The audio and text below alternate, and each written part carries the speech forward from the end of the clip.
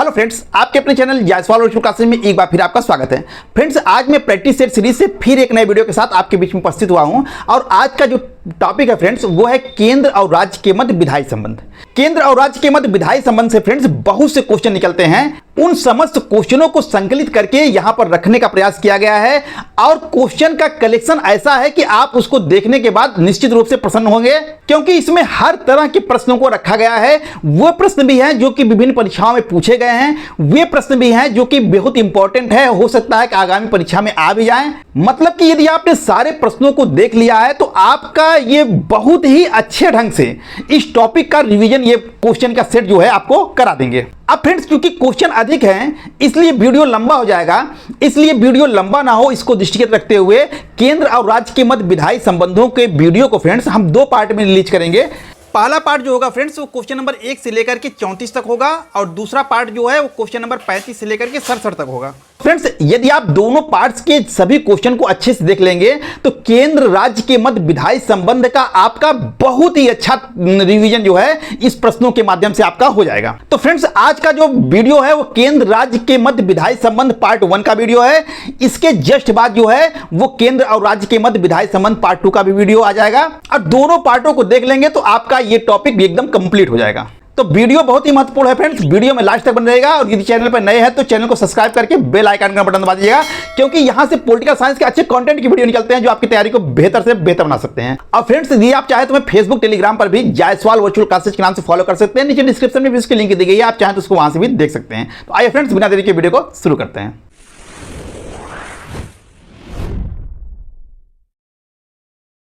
Question number 1 है कि संविधान के किस अनुच्छेद में कहा गया है कि इंडिया अर्थात भारत राज्यों का एक संघ होगा? अनुच्छेद 1, अनुच्छेद 2, अनुच्छेद 3 या अनुच्छेद 4? तो फ्रेंड देखिए, हमारा उत्तर हो जाएगा क्या? अनुच्छेद 1। फ्रेंड्स, बहुत ही इंपॉर्टेंट प्रश्न है और भारतीय संविधान के अनुच्छेद 1 में ही कहा गया है इंडिया अर्थात भारत राज्यों का एक संघ होगा। इसका अर्थ है कि भारत का संघ जो है राज्यों के किसी समझौते से नहीं बना है, इसीलिए कोई भी राज्य संघ से अलग होने का अधिकार नहीं रखता है। ठीक है, तो यह जो इंडिया अर्थात भारत राज्यों का एक संघ होगा इसका वर्णन कहाँ है? अनुच्छेद 1 में है। क्वेश्चन नंबर 1 का ए सही होगा। क्वेश्चन नंबर 2 है फ्रेंड्स कि भारत में संघीय शासन प्रणाली को किस देश के संविधान से लिया गया है? संयुक्त राज्य अमेरिका से, कनाडा से, ऑस्ट्रेलिया से या आयरलैंड से? तो फ्रेंड्स देखिए, हमारा उत्तर हो जाएगा बी, कनाडा से। फ्रेंड्स, भारतीय संघीय प्रणाली जो है वो कनाडा के संविधान से ली गई है। अब भारत में भी एक शक्तिशाली केंद्र के साथ साथ संघीय व्यवस्था को स्थापित किया गया है और यह व्यवस्था जो है वो कनाडा में है, तो वहीं से जो है इस व्यवस्था को लिया गया है। भारत की संघीय प्रणाली कनाडा से मैच करती है, न कि संयुक्त राज्य अमेरिका से। संयुक्त राज्य अमेरिका में संघात्मक शासन के लिए फ्रेंड्स फेडरेशन शब्द का प्रयोग किया गया है। अब भारत में संघात्मक शासन प्रणाली के लिए यूनियन ऑफ स्टेट शब्द का प्रयोग किया गया है और ये जो यूनियन ऑफ स्टेट जो शब्दावली है ये कनाडा से लिया गया है, न कि संयुक्त राज्य अमेरिका से। तो हमारा उत्तर जो है क्या हो जाएगा? कनाडा। ठीक है, तो कनाडा से हमारी संघात्मक शासन व्यवस्थाएं ज़्यादा मिलती हैं, तो इसलिए इस प्रश्न का उत्तर होगा कनाडा। क्वेश्चन नंबर 2 का बी, कनाडा सही होगा। क्वेश्चन नंबर 3 है फ्रेंड्स कि भारत के संघीय स्वरूप को सर्वाधिक उपयुक्त रूप में किसने सहकारी संघवाद की संज्ञा दी? ग्रेनविल ऑस्टिन ने, केसी वियर ने, आइवर जेनिंग्स ने या एवी डायसी ने?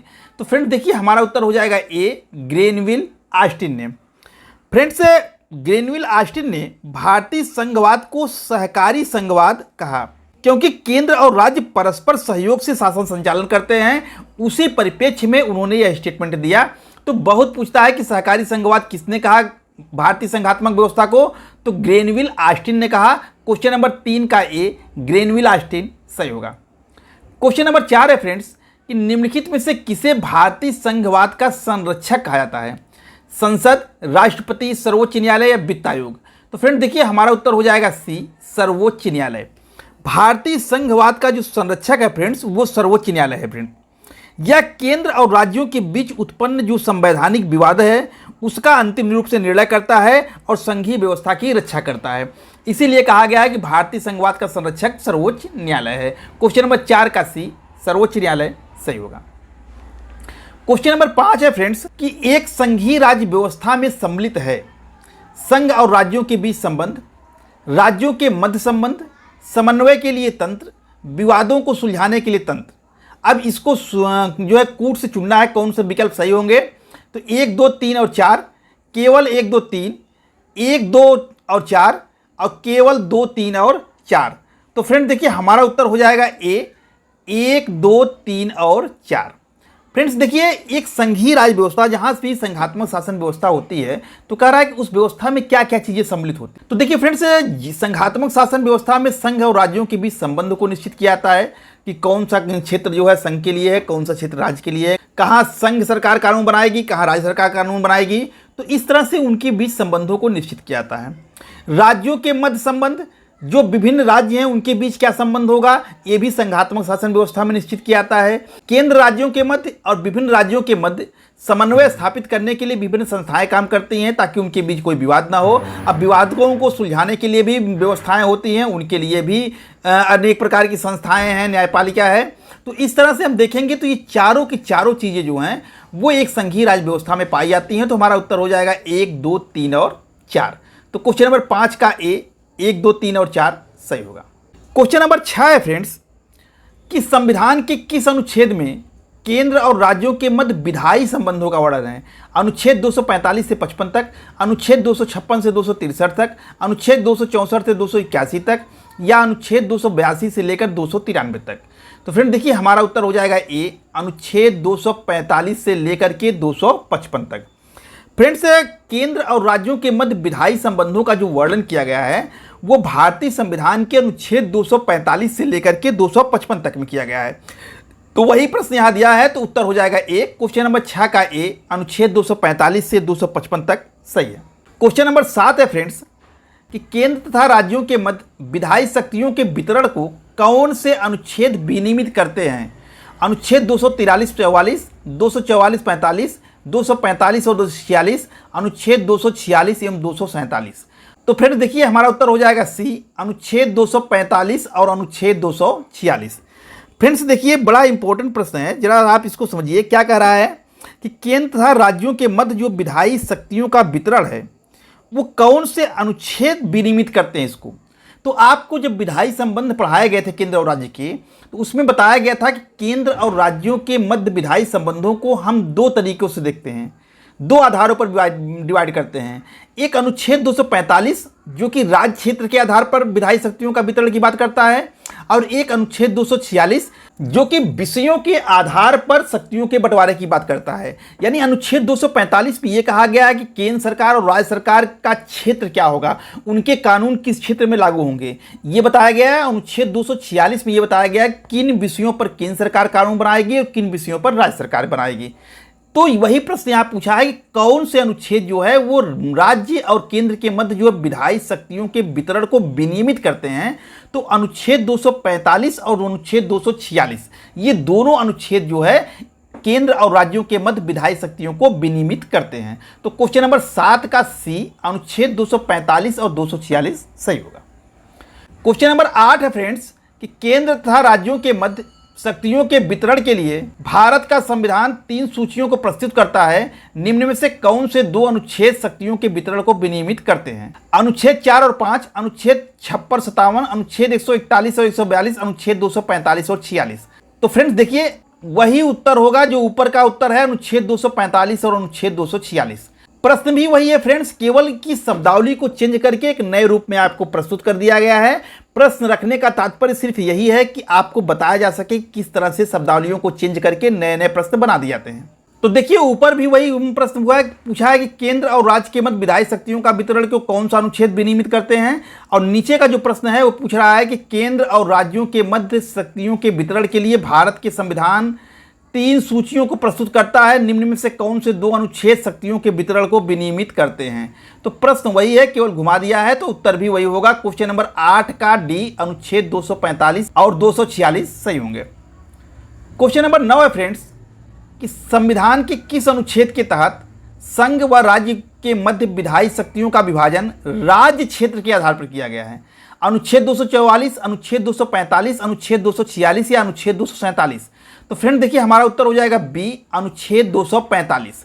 अभी आपको ऊपर बताया गया फ्रेंड्स कि अनुच्छेद 245 जो है वो केंद्र और राज्यों के मध्य जो है वो राज्य क्षेत्र के आधार पर विधायी शक्तियों के वितरण की बात करता है। यानी कि इसमें यह बताया गया है कि केंद्र सरकार के द्वारा जो कानून बनाया गया है वो कहाँ प्रभावी होगा, किस क्षेत्र पर प्रभावी होगा, और राज्य सरकारों के द्वारा जो कानून बनाया जाएगा वो किस क्षेत्र के लिए प्रभावी होगा। इसमें यह बताया गया है फ्रेंड्स कि संसद जो है यानी केंद्र सरकार जो है वो संपूर्ण भारतीय राज्य क्षेत्र या उसके किसी भाग के लिए विधि बना सकती है, जबकि राज्य यानी राज्य का विधानमंडल जो है वो अपने संपूर्ण राज्य क्षेत्र या उसके किसी भाग के लिए विधि बना सकता है। तो कहने का मतलब कि राज्य क्षेत्र के आधार पर जो शक्तियों के विभाजन की बात कही गई है वो संविधान के अनुच्छेद 245 में कही गई है। तो क्वेश्चन नंबर 9 का बी अनुच्छेद 245 सही होगा। क्वेश्चन नंबर 10 है फ्रेंड्स कि संसद अथवा राज्य विधानमंडलों को 7वीं अनुसूची में वर्णित विषयों पर विधि बनाने का अधिकार किस अनुच्छेद के तहत प्रदान किया गया है? अनुच्छेद 245, अनुच्छेद 246, अनुच्छेद 247 या अनुच्छेद 248? तो फ्रेंड देखिए हमारा उत्तर हो जाएगा बी अनुच्छेद 246। फ्रेंड्स दो आधारों पर केंद्र और राज्यों के मध्य विधायी शक्तियों को बांटा गया है, एक अनुच्छेद 245 में राज्य क्षेत्र के आधार पर और एक अनुच्छेद 246 में विषयों के आधार पर। यानी जो 7वीं अनुसूची में संघ सूची, राज्य सूची और समवर्ती सूची दी गई है उन सूचियों के आधार पर विधायी शक्तियों के बंटवारे की बात जो है किस अनुच्छेद में कहा गया है? तो वो अनुच्छेद 246 है। और वही प्रश्न यहाँ पूछा है कि 7वीं अनुसूची में वर्णित विषयों पर विधि बनाने का अधिकार किस अनुच्छेद के तहत प्रदान किया गया है? तो अनुच्छेद 246। क्वेश्चन नंबर 10 का बी अनुच्छेद 246 सही होगा। क्वेश्चन नंबर 11 है फ्रेंड्स कि संसद को किन राज्य क्षेत्रों के लिए विधि बनाने का अधिकार है? केवल संघ शासित क्षेत्रों के लिए, केवल राज्यों के लिए, संपूर्ण भारतीय राज्य क्षेत्र या उसके किसी भाग के लिए, केवल राष्ट्रीय राजधानी क्षेत्र के लिए? तो फ्रेंड देखिए हमारा उत्तर हो जाएगा सी संपूर्ण भारतीय राज्य क्षेत्र या उसके किसी भाग के लिए।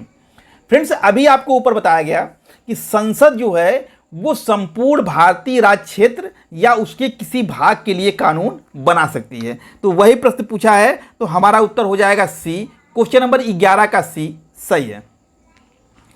क्वेश्चन नंबर 12 है फ्रेंड्स कि राज्य विधानमंडल द्वारा बनाई गई विधियों का राज्य क्षेत्रीय विस्तार कहां तक होगा? यानी राज्य विधानमंडल जो कानून बनाएंगी उसका कहां तक विस्तार होगा, किन क्षेत्रों पर वो लागू होगा? संपूर्ण भारत में, केवल राज्य की राजधानी तक, केवल राज्य के सीमावर्ती राज्यों तक, संपूर्ण राज्य या उसके किसी भाग तक? तो फ्रेंड देखिए आप समझ गए होंगे इसका उत्तर होगा डी संपूर्ण राज्य या उसके किसी भाग तक। फ्रेंड्स जो संसद कानून बनाएगी वो संपूर्ण भारत या उसके किसी क्षेत्र के लिए बना सकती है, लेकिन जो राज्य की विधानमंडल कानून बनाएंगी वो संपूर्ण राज्य या उसके किसी भाग में लागू होगा। यानी राज्य विधानमंडल अपने राज्य के संपूर्ण भाग या उसके किसी एक भाग के लिए कानून बना सकती हैं। तो प्रश्न वही पूछा है कि विधानमंडल का क्षेत्र क्या होगा? तो संपूर्ण राज्य या उसका कोई भाग। तो क्वेश्चन नंबर 12 का डी सही है। क्वेश्चन नंबर 13 है फ्रेंड्स कि कोई ऐसा राज्य क्षेत्र जो किसी भी राज्य के अंतर्गत नहीं आता है उसके संबंध में विधि कौन बनाता है? राष्ट्रपति, सर्वोच्च न्यायालय, संसद या राज्यपाल? तो फ्रेंड देखिए हमारा उत्तर हो जाएगा सी संसद। फ्रेंड से कोई ऐसा राज्य क्षेत्र आ जाए जो कि किसी भी राज्य के अधीन ना हो, यानी वह भूभाग जो है भारत के जो 28 राज्य हैं, 8 केंद्र शासित प्रदेश हैं, उसमें से किसी के अंतर्गत शामिल ना हो। अगर ऐसा कोई भूभाग सामने आता है, ऐसा कोई राज्य क्षेत्र सामने आता है तो वहाँ के संबंध में कानून बनाने का अधिकार फ्रेंड्स वो संसद के पास होता है। ठीक है, तो यहाँ ध्यान रखिएगा फ्रेंड्स कि अवशिष्ट विषयों पर भी कानून बनाने का अधिकार केंद्र सरकार यानी संसद को है। और कोई ऐसा राज्य क्षेत्र आ जाए जो किसी राज्य के अंतर्गत नहीं है तो उसके संबंध में कानून बनाने का अधिकार केंद्र सरकार यानी संसद के पास है। मैं केंद्र सरकार कहता हूं तो संसद जो है केंद्र सरकार के अंतर्गत ही आती है।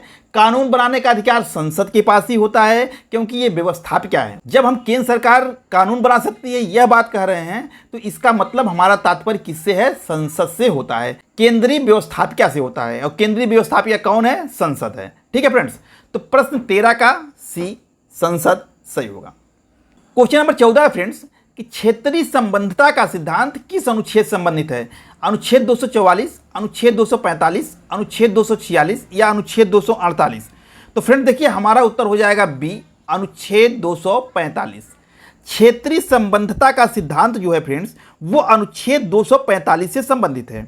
इसके अनुसार राज्य अपने क्षेत्र से पर्याप्त संबंध रखने वाले विषयों पर कुछ परिस्थितियों में क्षेत्र के बाहर प्रभाव डालने वाला कानून भी बना सकती है। और क्षेत्रीय संबंधता का सिद्धांत क्या है, इसके विषय में जब क्लास आपको चल रहा था तो उसमें विस्तार से अच्छे से बताया गया था। ठीक है, तो यहाँ आप समझिए कि क्षेत्रीय संबंधता का सिद्धांत किस अनुच्छेद में है, तो अनुच्छेद 245 में है। क्वेश्चन नंबर 14 का बी सही होगा। क्वेश्चन नंबर 15 है फ्रेंड्स कि भारतीय संविधान के किस भाग में केंद्र राज्य विधायी संबंध दिए गए हैं, यानी संविधान के किस भाग में केंद्र राज्य संबंधों का वर्णन है। ए भाग 10 में, बी भाग 11 में, सी कह रहा है कि भाग 12 में या भाग 13 में। तो फ्रेंड देखिए हमारा उत्तर हो जाएगा बी भाग 11 में। फ्रेंड्स केंद्र और राज्य के मध्य संबंध पूछे, केंद्र और राज्य के मध्य संबंधों का वर्णन किस भाग में है, तो भाग 11 में है। अगर आपसे ये पूछे कि केंद्र राज्य के मध्य विधायी संबंध किसमें है, तब भी भाग 11 में। केंद्र राज्य के मध्य प्रशासनिक संबंध किसमें है, तो भी भाग 11 में। लेकिन अगर पूछे केंद्र और राज्य के मध्य वित्तीय संबंध का वर्णन कहाँ है, तो फ्रेंड्स वित्तीय संबंध का वर्णन जो है वो भाग 12 में हो जाएगा। ठीक है, देखिए फ्रेंड्स यहाँ थोड़ा सा कंफ्यूज मत होइएगा, केंद्र राज्य के मध्य संबंधों का वर्णन तो भाग 11 में ही किया गया है। भाग 11 में विधायी और प्रशासनिक संबंधों की चर्चा है, अब भाग 12 में वित्तीय संबंधों की चर्चा है। यानी हम कह सकते हैं कि केंद्र राज्य के मध्य संबंध जो है 11-12 दोनों में है। लेकिन जब आपको अगर ऐसा प्रश्न पूछे कि केंद्र राज्य के मध्य किस संबंधों का वर्णन किस भाग में है, तो भाग 11 ही उत्तर मारिएगा, 12 नहीं मारना है। अगर आपसे कहे कि केंद्र राज्य के मध्य वित्तीय संबंधों का वर्णन कहाँ है, तब भाग 12 आप कह सकते हैं। लेकिन केंद्र राज्य के मध्य संबंध पूछे तो भाग 11, केंद्र राज्य के मध्य विधायी संबंध पूछे भाग 11, केंद्र राज्य के मध्य प्रशासनिक संबंध पूछे भाग 12। तो आपको सारे डाउट्स बता दिए गए फ्रेंड्स, जैसा क्वेश्चन पूछे उसी के अकॉर्डिंग आप अपना उत्तर दीजिएगा। तो क्वेश्चन नंबर 15 का बी भाग 11 सही होगा। क्वेश्चन नंबर 16 है फ्रेंड्स कि विधायी शक्तियों का केंद्र तथा राज्यों के मध्य वितरण संविधान की निम्न अनुसूची में से किस एक में है, 6ठी अनुसूची, 7वीं अनुसूची, 8वीं अनुसूची या 9वीं अनुसूची। तो फ्रेंड देखिए हमारा उत्तर हो जाएगा बी 7वीं अनुसूची। फ्रेंड्स आपको बताया गया अभी ऊपर भी कि केंद्र राज्य के मध्य जो विधायी शक्तियों का जो बंटवारा हुआ है वो सूचियों के माध्यम से हुई है। 3 सूची है, संघ सूची, राज्य सूची और समवर्ती सूची, और इन्हीं सूचियों के माध्यम से केंद्र और राज्यों के मध्य शक्तियों का बंटवारा किया गया है। प्रश्न पूछ रहा है कि इसका वर्णन किस सूची में है, तो इसका वर्णन 7वीं अनुसूची में है। तो क्वेश्चन नंबर 16 का बी 7वीं अनुसूची सही होगा। क्वेश्चन नंबर 17 है फ्रेंड्स कि संविधान की किस अनुसूची में संघ सूची, राज्य सूची तथा समवर्ती सूची के विषयों का उल्लेख किया गया है, 5वीं अनुसूची, 6ठी अनुसूची, 7वीं अनुसूची, 8वीं अनुसूची। तो फ्रेंड देखिए वही ऊपर वाला ही प्रश्न है, सीधा यहाँ पर विधायी शक्तियों का दिया है केंद्र राज्य के मध्य, और यहाँ दिया है कि संविधान के किस अनुसूची में संघ सूची, राज्य सूची और समवर्ती सूची विषयों का उल्लेख किया गया है। तो प्रश्न सेम है, केवल शब्दावली का अंतर कर दिया है। तो आपसे अगर ये पूछे कि केंद्र राज्य के मध्य विधायी संबंध किस सूची में है, तब भी 7वीं, और अगर पूछे कि संघ सूची, राज्य सूची और समवर्ती सूची का उल्लेख कहाँ है, तब भी हमारा उत्तर हो जाएगा 7वीं अनुसूची। तो क्वेश्चन नंबर 17 का सी 7वीं अनुसूची सही होगा। क्वेश्चन नंबर 18 है फ्रेंड्स कि भारतीय संविधान में विधायी विषयों को 3 सूचियों में विभाजित करने संबंधी प्रावधान कहाँ से लिया गया है, अथवा तीनों सूचियों के माध्यम से शक्तियों के विभाजन की व्यवस्था भारतीय संविधान में कहाँ से ली गई है। दोनों प्रश्न एक ही है कि जो तीनों सूचियों के माध्यम से शक्तियों का बंटवारा किया गया है संविधान में, यह व्यवस्था कहाँ से लिया गया है। ठीक है, तो विकल्प देखिए, भारत सरकार अधिनियम 1919 से, भारत शासन अधिनियम 1935 से, कनाडा के संविधान से या ऑस्ट्रेलिया के संविधान से। तो फ्रेंड देखिए हमारा उत्तर हो जाएगा बी भारतीय शासन अधिनियम 1935 से। फ्रेंड्स 3 सूचियों के माध्यम से जो शक्तियों के वितरण की व्यवस्था की गई है भारतीय संविधान में, यह भारत शासन अधिनियम 1935 से ग्रहण किया गया है।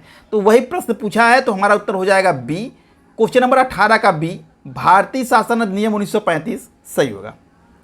क्वेश्चन नंबर 19 है फ्रेंड्स कि किस सूची के विषयों पर विधि बनाने का अधिकार केवल संसद को है, राज्य सूची, समवर्ती सूची, संघ सूची या अवशिष्ट सूची। तो फ्रेंड देखिए हमारा उत्तर है सी संघ सूची। फ्रेंड्स संघ सूची के विषयों पर कानून बनाने का अधिकार केवल संसद को है। अब देखिए फ्रेंड्स यहाँ अवशिष्ट सूची दिया गया है, अवशिष्ट सूची के विषयों पर भी संसद को ही कानून बनाने का अधिकार है। लेकिन चूंकि चारों में से केवल एक ही विकल्प हमको चुनना है, तो संघ सूची सबसे बेस्ट होगा, क्योंकि सूची की कल्पना 3 ही की गई है, संघ सूची, राज्य सूची और समवर्ती सूची। अवशिष्ट सूची जो है अनुच्छेद 248 में इसकी व्यवस्था है कि यदि कोई विषय जो है ऐसा सामने आता है जो तीनों सूचियों में कहीं नहीं है तो वो अवशिष्ट सूची में रखा जाएगा, और जो विषय जो है अवशिष्ट सूची में रख दिया जाएगा उस पर कानून बनाने का अधिकार संसद को हो जाएगा। तो अवशिष्ट सूची के विषयों पर भी संसद कानून बना सकती है, लेकिन जो ये प्रश्न पूछा है उसमें हमारा बेस्ट उत्तर होगा संघ सूची। तो क्वेश्चन नंबर 19 का सी, संघ सूची, सही होगा। क्वेश्चन नंबर 20 है फ्रेंड्स कि संघ सूची में वर्णित विषयों पर विधि बनाने का अधिकार किसे है? राज्य विधानमंडल, संसद, राष्ट्रपति या राज्यपाल। तो फ्रेंड देखिए, संघ सूची में वर्णित विषयों पर कानून बनाने का अधिकार संसद को है, तो हमारा उत्तर हो जाएगा बी। क्वेश्चन नंबर 20 का बी, संसद, सही होगा। क्वेश्चन नंबर 21 है फ्रेंड्स कि मूल संविधान में संघ सूची में कुल कितने विषय शामिल किए गए थे? 66, 97, 99, 100। प्रश्न ये कर रहा है फ्रेंड्स कि मूल संविधान का मतलब जब संविधान लागू हुआ था उस समय संघ सूची में कितने विषय थे? तो हमारा उत्तर हो जाएगा बी, 97। जब संविधान लागू हुआ था फ्रेंड्स, यानी मूल संविधान में संघ सूची में कुल 97 विषय थे, तो क्वेश्चन नंबर 21 का बी, 97, सही होगा। क्वेश्चन नंबर 22 है फ्रेंड्स कि वर्तमान में गणना की दृष्टि से संघ सूची में कुल कितने विषय हैं? 97, 98, 99 या 102। तो फ्रेंड्स देखिए, हमारा उत्तर हो जाएगा सी, 99। फ्रेंड्स देखिए, मूल संविधान में तो संघ सूची में कुल 97 विषय थे, लेकिन धीरे धीरे इसमें परिवर्तन किया गया। कभी जो है उसमें 97 में का खा करके जोड़ दिया गया कुछ विषयों को, फिर कुछ निकाल दिया गया। तो इस तरह से अगर गणना की दृष्टि से देखेंगे तो वर्तमान समय में संघ सूची में कुल 99 विषय हैं। ठीक है फ्रेंड्स, तो कहीं कहीं 100 मिलता है, लेकिन 99 ज़्यादा करेक्ट है। तो अगर ये पूछे कि मूल संविधान में संघ सूची में कितने विषय हैं तो 97, लेकिन यह पूछे कि वर्तमान समय में गणना की दृष्टि से संघ सूची में कुल कितने विषय हैं तो उत्तर हमारा 99 होगा। वर्तमान समय में पूछे तब भी 99, गणना की दृष्टि से संघ सूची में कितने विषय हैं तब भी 99। तो क्वेश्चन नंबर 22 का सी, सही है। क्वेश्चन नंबर 23 है फ्रेंड्स कि राज्य सूची के विषयों पर विधि कौन बनाता है? संसद, राष्ट्रपति, राज्य विधानमंडल, सर्वोच्च न्यायालय। तो फ्रेंड्स देखिए, राज्य सूची के विषयों पर कानून बनाने का अधिकार किसको है? राज्य विधानमंडल को है। तो हमारा उत्तर हो जाएगा सी। क्वेश्चन नंबर 23 का सी, राज्य विधानमंडल, सही होगा। क्वेश्चन नंबर 24 है फ्रेंड्स कि मूल संविधान के तहत राज्य सूची के कुल कितने विषय थे? 61, 62, 66 या 97। तो फ्रेंड देखिए, हमारा उत्तर हो जाएगा सी, 66 विषय। तो देखिए फ्रेंड्स, प्रश्न को ध्यान से पढ़िएगा। यहाँ भी दिया रहा है मूल संविधान। मूल संविधान मतलब जब संविधान बन के तैयार हुआ, लागू हुआ था, उस समय राज्य सूची में कुल कितने विषय थे? तो उस समय राज्य सूची में कुल 66 विषय थे। तो क्वेश्चन नंबर 24 का सी, 66, सही होगा। क्वेश्चन नंबर 25 है फ्रेंड्स, वर्तमान में गणना की दृष्टि से राज्य सूची में कुल कितने विषय हैं? 61, 62, 66 या 99। तो फ्रेंड देखिए, हमारा उत्तर हो जाएगा ए, 61 विषय। फ्रेंड्स, मूल संविधान में तो राज्य सूची में 66 विषय थे, लेकिन 42वें संविधान संशोधन 1976 के द्वारा राज्य सूची के 5 विषयों को निकाल करके समवर्ती सूची में शामिल कर दिया गया।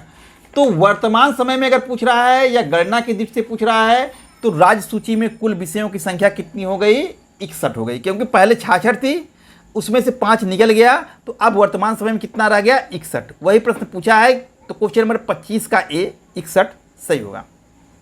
क्वेश्चन नंबर 26 है फ्रेंड्स कि समवर्ती सूची किस देश के संविधान से ली गई है? कनाडा, संयुक्त राज्य अमेरिका, ऑस्ट्रेलिया या आयरलैंड। तो फ्रेंड देखिए, हमारा उत्तर हो जाएगा सी, ऑस्ट्रेलिया। फ्रेंड्स, समवर्ती सूची जो है वो भारतीय संविधान में ऑस्ट्रेलिया के संविधान से लिया गया है। तो अगर पूछे कि समवर्ती सूची का स्रोत क्या है तो ऑस्ट्रेलिया का संविधान है, या समवर्ती सूची किस देश के संविधान से ली गई है तो ऑस्ट्रेलिया के संविधान से। लेकिन यहाँ एक ही ध्यान रखिएगा, अगर ये पूछे कि सूचियों के माध्यम से केंद्र और राज्यों के मध्य जो विधायी संबंधों का बंटवारा है उसका जो है व्यवस्था कहाँ से ली गई है, तो वो 1935 के भारत शासन अधिनियम से होगा। तो यहाँ दोनों प्रश्न अलग है। सूचियों के माध्यम से शक्तियों का बंटवारा 1935 के भारत शासन अधिनियम से। समवर्ती सूची कहाँ से ली गई है तो वो ऑस्ट्रेलिया से। ठीक है फ्रेंड्स, तो क्वेश्चन नंबर 26 का सी, ऑस्ट्रेलिया, सही होगा। क्वेश्चन नंबर 27 है फ्रेंड्स कि अनुसूची 7 की किस सूची में वर्णित विषयों पर संसद तथा राज्य विधानमंडल दोनों को विधि बनाने का अधिकार दिया गया है, या वे विषय जिन पर केंद्र और राज्य सरकारें दोनों कानून बना सकती हैं वे कहाँ उल्लिखित हैं? तो प्रश्न दोनों एक ही है फ्रेंड्स।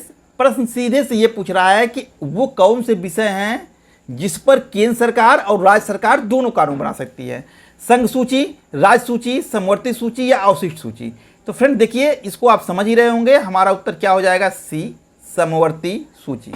समवर्ती सूची के विषयों पर फ्रेंड्स कानून बनाने का अधिकार केंद्र सरकार और राज्य सरकार दोनों को है, लेकिन अगर दोनों के बनाए हुए कानून में कोई विरोध होता है, कोई टकराव होता है, तो ऐसी स्थिति में केंद्र सरकार द्वारा बनाया गया कानून मान्य होगा, लेकिन बनाने का अधिकार दोनों को है। तो वही प्रश्न पूछा है, तो हमारा उत्तर हो जाएगा 27 का सी, समवर्ती सूची सही है। क्वेश्चन नंबर 28 है फ्रेंड्स कि संसद तथा राज्य विधानमंडल द्वारा समवर्ती सूची के किसी विषय पर बनाई गई विधियों में विरोध होने पर किसके द्वारा निर्मित विधि प्रवर्तनीय होती है? राज्य विधानमंडल द्वारा निर्मित विधि, संसद द्वारा निर्मित विधि, राष्ट्रपति द्वारा जारी अध्यादेश, सर्वोच्च न्यायालय का निर्णय। तो फ्रेंड देखिए, आप समझ रहे होंगे, इसका उत्तर हो जाएगा बी, संसद द्वारा निर्मित विधि। अभी मैंने ऊपर आपसे कहा फ्रेंड्स कि समवर्ती सूची के विषयों पर केंद्र और राज्य दोनों सरकारें कानून बना सकती हैं, लेकिन अगर दोनों के बनाए हुए कानून में कोई विरोध होता है तो ऐसी स्थिति में केंद्र सरकार द्वारा यानी संसद द्वारा बनाया गया विधि मान्य होगा, राज्यों का नहीं। तो प्रश्न वही पूछा है, तो क्वेश्चन नंबर 28 का बी सही होगा। क्वेश्चन नंबर 29 है फ्रेंड्स कि भारत में किस प्रकार की शासन व्यवस्था है? पूर्णतः संघात्मक, पूर्णतः एकात्मक, संघात्मक और एकात्मक का मिश्रण, ना तो संघात्मक ना ही एकात्मक। तो फ्रेंड देखिए, हमारा उत्तर हो जाएगा सी, संघात्मक और एकात्मक का मिश्रण। भारत में फ्रेंड्स ना तो पूर्ण रूप से संघात्मक शासन व्यवस्था है और ना ही पूर्ण रूप से एकात्मक शासन व्यवस्था है, बल्कि भारत में संघात्मक और एकात्मक शासन का मिश्रण व्यवस्था है। यानी भारतीय व्यवस्था जब देखेंगे आप, तो यहाँ संघात्मक शासन प्रणाली के भी गुण मिलेंगे और एकात्मक शासन प्रणाली के भी गुण मिलेंगे। संघात्मक शासन प्रणाली के कौन कौन से गुण हैं? तो देखिए, संघात्मक शासन प्रणाली में केंद्र और राज्य के मध्य शक्तियों का बंटवारा होता है, लिखित संविधान होता है, संविधान की सर्वोच्चता होती है, स्वतंत्र न्यायपालिका है। तो ये सारे गुण आप देखेंगे तो ये भारतीय संविधान में भी आपको दिखाई देंगे। और इसी तरह से एकात्मक शासन का गुण, शक्तिशाली केंद्र, इकारी नागरिकता, राष्ट्रपति द्वारा राज्यपालों की नियुक्ति, एक राष्ट्रभाषा, ये सब जो है एकात्मक शासन की विशेषताएं हैं, और ये विशेषताएं भी आपको दिखाई देंगी भारतीय संविधान में, भारतीय शासन व्यवस्था में। तो इस तरह से यहाँ पर संघात्मक और एकात्मक दोनों शासन व्यवस्था का मिश्रण है। तो इसीलिए हम कह सकते हैं कि भारत का संविधान न तो पूर्णतः संघात्मक है न एकात्मक है, दोनों का मिश्रण है। इसीलिए केसी वियर ने भारतीय संघात्मक व्यवस्था को अर्ध संघात्मक कहा। तो भारत की शासन व्यवस्था शांति काल में तो संघात्मक रहती है, लेकिन संकट काल में इसका स्वरूप बदल करके एकात्मक हो जाता है। तो यहाँ संघात्मक और एकात्मक दोनों का मिश्रण पाया जाता है, क्योंकि दोनों शासन व्यवस्था की विशेषताएं यहाँ की व्यवस्था में हैं। तो हमारा उत्तर हो जाएगा सी। क्वेश्चन नंबर 29 का सी सही है। क्वेश्चन नंबर 30 है फ्रेंड्स कि समवर्ती सूची में मूल रूप से कुल कितने विषय थे? 42 विषय, 47 विषय, 52 विषय, 66 विषय। तो फ्रेंड्स हमारा उत्तर हो जाएगा बी, 47 विषय। फ्रेंड्स समवर्ती सूची में मूल रूप से मतलब जब संविधान लागू हुआ था उस समय 47 विषय ही थे। तो प्रश्न वही पूछा है, तो क्वेश्चन नंबर 30 का बी 47 सही होगा। क्वेश्चन नंबर 31 का रहा है फ्रेंड्स कि वर्तमान में गणना की दृष्टि से समवर्ती सूची में कुल कितने विषय हैं? 52, 62, 66 या 47? तो फ्रेंड देखिए, हमारा उत्तर हो जाएगा ए, 52 विषय। फ्रेंड्स दोनों के अंतर को समझते रहिएगा, ये हर में आया है। संघ सूची के बारे में भी बताया गया आपको ऐसा, राज्य सूची में भी इस तरह के 2 क्वेश्चन आपको दिखने को मिले होंगे, और समवर्ती सूची में भी इस तरह से क्वेश्चन मिल रहे हैं आपको। यानी कि क्वेश्चन 2 रूपों में पूछता है। मूल रूप में कितने विषय थे समवर्ती सूची में? तो आप कहेंगे 47। लेकिन वर्तमान में कितने विषय हैं? तो 52। गणना के दृष्टि से समवर्ती सूची में कितने विषय हैं? 52। तो कहने का मतलब कि समवर्ती सूची में मूल रूप से तो 47 थे, लेकिन आपको ऊपर बताया मैंने कि 42वें संविधान संशोधन के द्वारा राज्य सूची के 5 विषयों को, शिक्षा, वन, वन जीव जंतुओं और पशुओं का संरक्षण, बाट माप और न्याय का प्रशासन, इन 5 विषयों को निकाल करके समवर्ती सूची में डाल दिया गया। तो जब राज्य सूची से 5 विषय निकल गए और वो समवर्ती सूची में ऐड हो गए, तो समवर्ती में पहले 47 थे, 5 और ऐड हो गए, 47 5 52। तो वर्तमान समय में समवर्ती सूची में कितने विषय हैं? तो 52। क्वेश्चन नंबर 31 का ए 52 सही है। क्वेश्चन नंबर 32 है फ्रेंड्स कि शिक्षा जो प्रारंभ में राज्य सूची का विषय था उसे समवर्ती सूची में स्थानांतरित किया गया। 24वें संशोधन द्वारा, 25वें संशोधन द्वारा, 42वें संशोधन द्वारा या 44वें संशोधन द्वारा? तो फ्रेंड देखिए हमारा उत्तर क्या हो जाएगा, सी 42वें संशोधन के द्वारा। अभी आपको मैंने ऊपर बताया कि 42वें संविधान संशोधन के द्वारा 5 विषयों को राज्य सूची से निकाल करके समवर्ती सूची में डाल दिया गया, उसी में से शिक्षा भी एक थी। तो वही प्रश्न पूछा है अलग से। तो पांचों विषयों को आपको याद रखना है कि कौन कौन से विषय निकाल करके राज्य सूची से समवर्ती सूची में डाले गए, क्योंकि वहां से अलग अलग भी क्वेश्चन पूछ सकता है। जैसे कि यहाँ शिक्षा के बारे में पूछा है कि शिक्षा जो प्रारंभ में राज्य सूची में था उसे समवर्ती सूची में स्थानांतरित किया गया, तो किस संशोधन के द्वारा?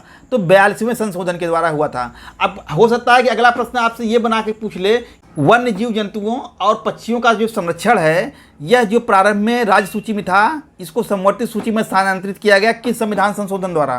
तब भी उत्तर 42वां होगा, क्योंकि 5 विषय निकाले गए थे ना, तो उसमें से किसी विषय से क्वेश्चन बना सकता है। तो इसलिए आपको पांचों विषय जानना आवश्यक है। तो क्वेश्चन नंबर 32 का सी 42वें संविधान संशोधन के द्वारा सही होगा। क्वेश्चन नंबर 33 है फ्रेंड्स कि 42वें संविधान संशोधन द्वारा किन विषयों को राज्य सूची से समवर्ती सूची में स्थानांतरित किया गया? वन, शिक्षा, वन्य जीव एवं पशुओं का संरक्षण, बाट और माप, कृषि, सिंचाई, पुलिस और लोक व्यवस्था, बैंकिंग, बीमा, रेल और डाक, जनगणना, चुनाव, न्यायपालिका तथा विदेश नीति। तो फ्रेंड देखिए हमारा उत्तर हो जाएगा ए, वन, शिक्षा, वन्य जीव और पशुओं का संरक्षण, बाट और माप। फ्रेंड्स अभी मैंने आपको बताया कि 42वें संविधान संशोधन के द्वारा 5 विषयों को निकाला गया था राज्य सूची से और उसको समवर्ती सूची में ऐड किया गया था। वो 5 विषय में कौन थे? तो 4 यहाँ लिखे गए हैं। वन था, शिक्षा था, वन्य जीव एवं पक्षियों का संरक्षण था, बाट और माप था, अब 5वां जो था वो था न्याय प्रशासन।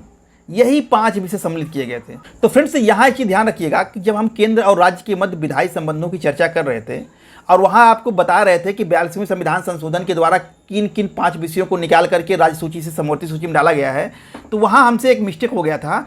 हमने वहाँ पर 5 विषय जो बताया था उसमें एक विषय बता दिया था आपको जनसंख्या नियंत्रण और परिवार नियोजन। 4 तो ये बताया गया था जो कि सही हैं। अब 5वां जो है वो बताया गया था आपको कि जनसंख्या नियंत्रण और परिवार नियोजन, जबकि जनसंख्या नियंत्रण और परिवार नियोजन उन 5 विषयों में सम्मिलित नहीं था, बल्कि जनसंख्या नियंत्रण और परिवार नियोजन के स्थान पर आप उसको न्याय प्रशासन समझिएगा। तो न्याय का प्रशासन जो है वो जो है इन 5 विषयों में सम्मिलित था, लेकिन हमने भूलवश आपको बता दिया कि जनसंख्या नियंत्रण और परिवार नियोजन जो है ये इन 5 विषयों में सम्मिलित है, यानी इसको जो है समवर्ती सूची में जोड़ा गया राज्य सूची से निकाल करके। देखिए फ्रेंड्स, जनसंख्या नियंत्रण और परिवार नियोजन इसको भी 42वें संविधान संशोधन के द्वारा समवर्ती सूची में जोड़ा गया, ये भी सही है ये, लेकिन अंतर ये है कि ये उन 5 विषयों में नहीं था जो राज्य सूची से निकाले गए थे, ये अलग से जोड़ा गया था समवर्ती सूची में। तो 5 ये जोड़े गए थे, वन, शिक्षा, वन्य जीव, पशुओं का संरक्षण, बाट और माप और न्याय का प्रशासन। यहाँ न्याय का प्रशासन आप और बढ़ा दीजिएगा तो 5 ये हो गए। ये 5 वे विषय थे जो राज्य सूची से निकाल करके समवर्ती सूची में डाले गए। तो अगर ये पूछे कि कौन कौन से राज्य सूची से निकाल कर समवर्ती सूची में डाले गए तब ये उत्तर हो जाएगा, लेकिन जो जनसंख्या नियंत्रण और परिवार नियोजन था यह भी अलग से समवर्ती सूची में उसी साल जोड़ा गया था, 42वें संविधान संशोधन के द्वारा ही जोड़ा गया था। तो वो अलग से क्वेश्चन पूछेगा। तो यहां आप कंफ्यूज मत होइएगा फ्रेंड्स। जब अगर आपसे पूछे कि 42वें संविधान संशोधन के द्वारा कौन से विषय राज्य सूची से निकाल के समवर्ती सूची में डाले गए, तो ये 5 विषय याद रखिएगा। अगर जनसंख्या नियंत्रण वाला क्वेश्चन पूछेगा तो अभी आगे है, वो पूछेगा कि जनसंख्या नियंत्रण को किस संविधान संशोधन द्वारा समवर्ती सूची में डाला गया, तो उत्तर हमारा 42वां होगा। ठीक है, तो दोनों के मध्य के अंतर को आप समझते रहिए। तो क्वेश्चन नंबर 33 का उत्तर हो जाएगा ए, वन, शिक्षा, वन्य जीवों एवं पक्षियों का संरक्षण और बाट माप। तो फ्रेंड्स क्वेश्चन नंबर 33 का ए सही होगा। क्वेश्चन नंबर 34 है फ्रेंड्स, 42वें संविधान संशोधन के द्वारा समवर्ती सूची में कौन सा नवीन विषय जोड़ा गया था? वन, शिक्षा, जनसंख्या नियंत्रण और परिवार नियोजन, वन्य जीवों एवं पक्षियों का संरक्षण। तो फ्रेंड देखिए हमारा उत्तर हो जाएगा सी, जनसंख्या नियंत्रण और परिवार नियोजन। फ्रेंड्स जनसंख्या नियंत्रण एवं परिवार नियोजन मूल संविधान में समवर्ती सूची का विषय नहीं था। इसे 42वें संविधान संशोधन 1976 के द्वारा समवर्ती सूची में नए विषय के रूप में जोड़ा गया था। इसका उद्देश्य था कि देश भर में जनसंख्या नीति के प्रभावी एवं समन्वित क्रियान्वयन को सुनिश्चित किया जाए। लेकिन यहाँ एक चीज़ ध्यान रखिएगा फ्रेंड्स कि वन, शिक्षा, वन्य जीव संरक्षण, बाट माप और जो है न्याय प्रशासन, ये 5 विषय भी 42वें संविधान संशोधन के द्वारा जोड़े गए थे। लेकिन ये 5 विषय वे विषय थे जिसको कि राज्य सूची के विषयों से निकाल करके समवर्ती सूची में जोड़ा गया था। लेकिन जनसंख्या नियंत्रण एवं परिवार नियोजन ऐसा विषय था जो स्वतंत्र रूप से 42वें संविधान संशोधन के द्वारा समवर्ती सूची में जोड़ा गया था। तो यहाँ प्रश्न देखिए, ध्यान से पढ़िएगा कि 42वें संविधान संशोधन द्वारा समवर्ती सूची में कौन सा नवीन विषय जोड़ा गया था। तो नवीन विषय कौन जोड़ा गया था? जनसंख्या नियंत्रण एवं परिवार नियोजन। लेकिन प्रश्न अगर ये पूछता कि 42वें संविधान संशोधन के द्वारा राज्य सूची से निकाल करके कौन सा विषय समवर्ती सूची में जोड़ा गया, तब हमारा उत्तर बदल जाता। राज्य सूची से जो निकाले गए थे और समवर्ती सूची में जोड़े गए थे वो कुल 5 विषय थे। वन था, शिक्षा था, वन्य जीव एवं पक्षियों का संरक्षण था, बाट माप था और न्याय प्रशासन था। तो ये 5 विषय थे जो 42वें संविधान संशोधन के द्वारा राज्य सूची से निकाल करके समवर्ती सूची में जोड़े गए थे। और उसी साल जो है जनसंख्या नियंत्रण एवं परिवार नियोजन को भी जोड़ा गया था, लेकिन इसे स्वतंत्र विषय के रूप में, नवीन विषय के रूप में उसमें जोड़ा गया था। ठीक है, तो जैसा प्रश्न पूछे वैसा ही बताइएगा। लेक्चर्स वीडियो में थोड़ा यही गलती हो गया था। जनसंख्या नियंत्रण परिवार नियोजन को हमने बता दिया था कि ये उन 5 विषयों में सम्मिलित है जो राज्य सूची से निकाले गए थे, जबकि जनसंख्या नियंत्रण एवं परिवार नियोजन के स्थान पर न्याय प्रशासन होना चाहिए था। इसकी व्याख्या ऊपर हमने कर दिया है। ठीक है, तो इसको आप करेक्ट कर लीजिएगा। ठीक, तो क्वेश्चन नंबर 34 का सी सही होगा।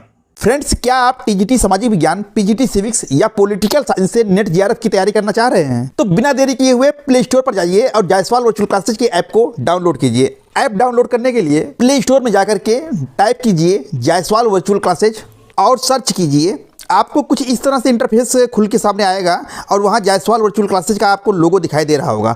उस पर क्लिक कीजिए और लोगो सहित जायसवाल वर्चुअल क्लासेज लिखा हुआ कुछ इस तरह का इंटरफेस आपके सामने आएगा।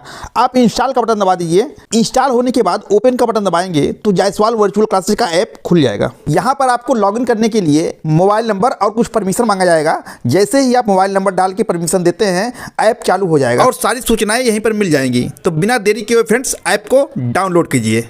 तो फ्रेंड्स, इसी के साथ ये वीडियो यहीं पर समाप्त होता है। मुझे उम्मीद है कि ये वीडियो आपको अच्छी लगी होगी। वीडियो कैसी लगी फ्रेंड्स, कमेंट करके जरूर बताइएगा। वीडियो अच्छी लगी हो इसे अपने मित्रों को शेयर कीजिएगा, उन्हें इस चैनल के बारे में बताइएगा। मिलते हैं आपसे एक नए वीडियो में, तब तक के लिए आपका दिन से बहुत धन्यवाद।